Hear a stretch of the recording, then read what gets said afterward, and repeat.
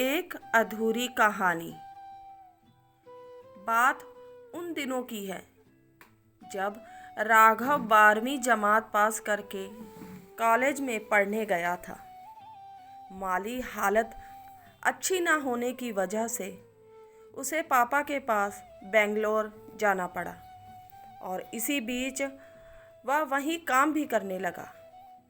समय मिलते ही राघव अपने सारे दोस्तों को मैसेज करता था।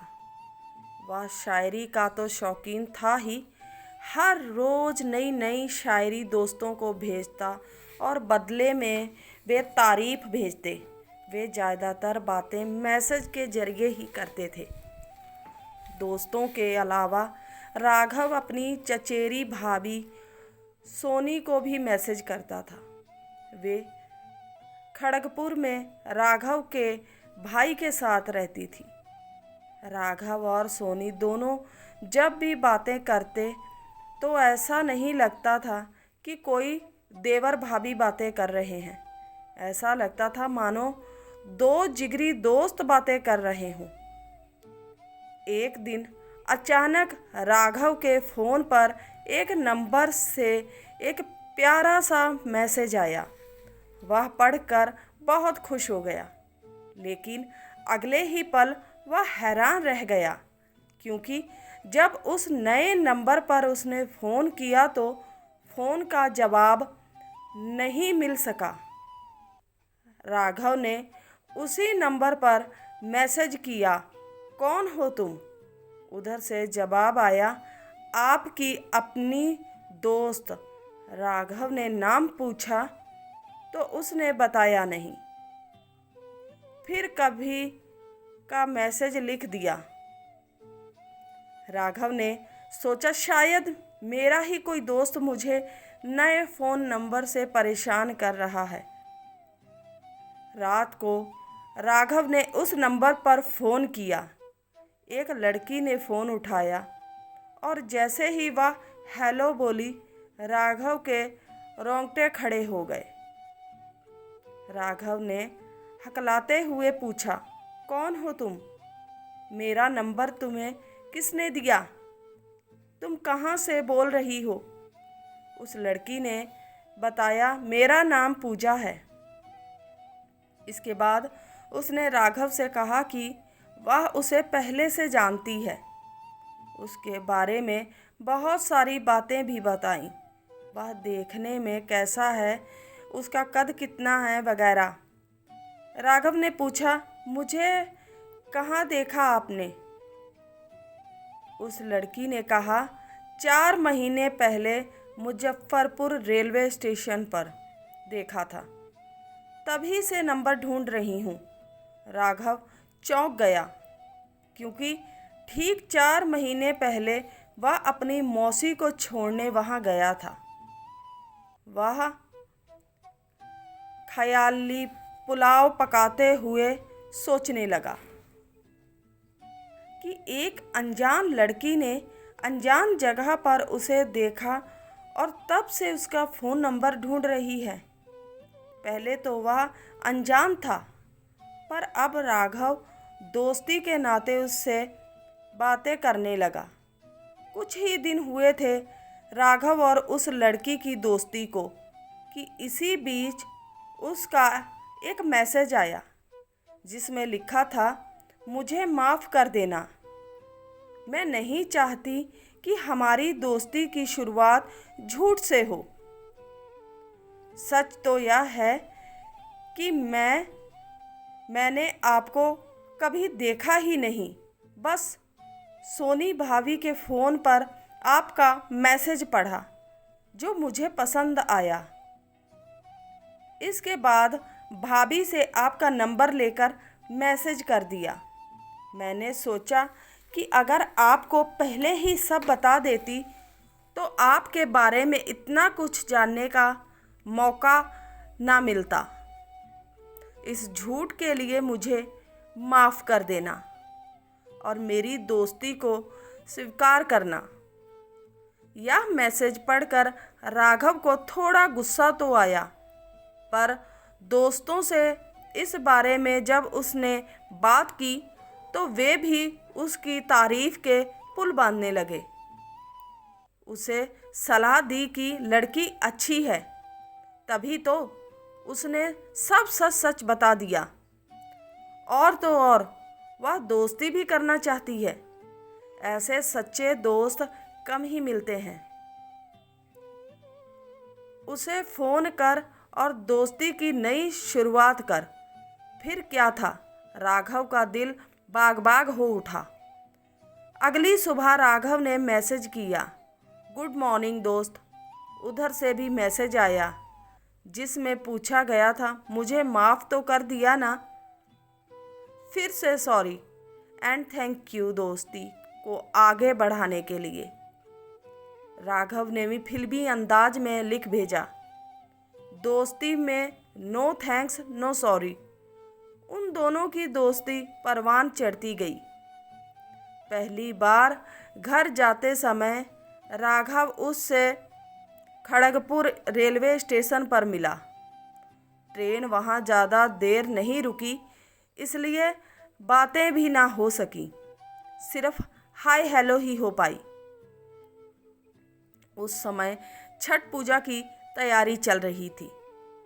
राघव घर पर ही था। सोनी भाभी हर साल छठ पूजा के समय गांव आ जाती। इस बार भी वे आई, पर अकेली नहीं, पूजा भी साथ थी। राघव इतना खुश था कि बयां नहीं कर सकता था। उसने पूजा को अपनी माँ और बहनों से मिलवाया। वह पूरा दिन उसी के साथ रहा। सोनी भाभी कहाँ चूकने वाली थी। वे भी ताने कसती, क्योंकि देवर जी क्या इसे यही छोड़ दूं हमेशा के लिए। भाभी की ऐसी बातें सुनकर राघव के मन में लड्डू फूटने लगते। काश ऐसा ही होता।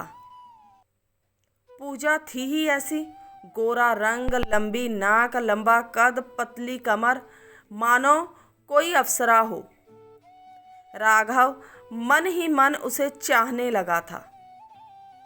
उसके फ़ोन की बैटरी और पैसे ख़त्म हो जाते, पर बातें नहीं। हर साल छठ पूजा पर पूजा भी सोनी भाभी के साथ उससे मिलने चली आती, लेकिन राघव की कभी हिम्मत नहीं हुई कि वह भी कभी उसके घर जाए। राघव जब भी गांव जाता, उससे स्टेशन पर ही मिलकर चला जाता।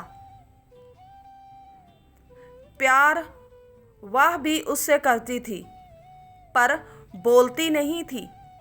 राघव उससे प्यार का इजहार करवा कर ही रहा। जब दोस्ती भूलकर प्यार मोहब्बत की बातें होने लगी, बात शादी तक पहुंच गई। राघव ने हिम्मत करके पड़ोसियों के जरिए अपने प्यार और शादी की बात माँ तक पहुंचा दी। माँ ने इस रिश्ते को एक बार में ही खारिज कर दिया।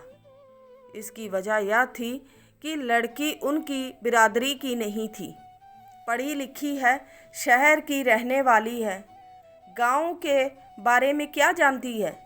माँ के ख्याल से शायद पूजा घर परिवार ना संभाल सके।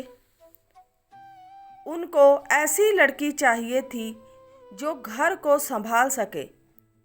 घर तो पूजा संभाल ही लेती, पर माँ को कौन समझाए।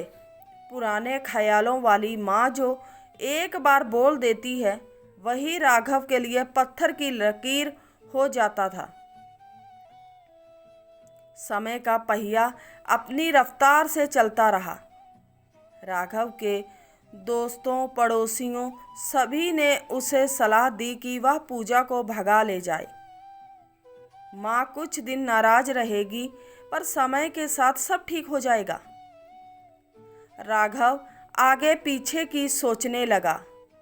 जैसे हर माँ के सपने होते हैं, वैसे ही मेरी माँ के भी सपने होंगे। वे सोचती होंगी कि उनके बेटे की शादी होगी, बैंड बाजा बजेगा, वे खुशी के मारे नाचेंगी। राघव ने भी सोच लिया था कि पूरे परिवार के सामने उसकी शादी होगी। वह अपनी माँ के सपनों को नहीं तोड़ सकता। एक दिन राघव ने पूजा को अपने मन की बात बता दी। वह सुनकर रोने लगी।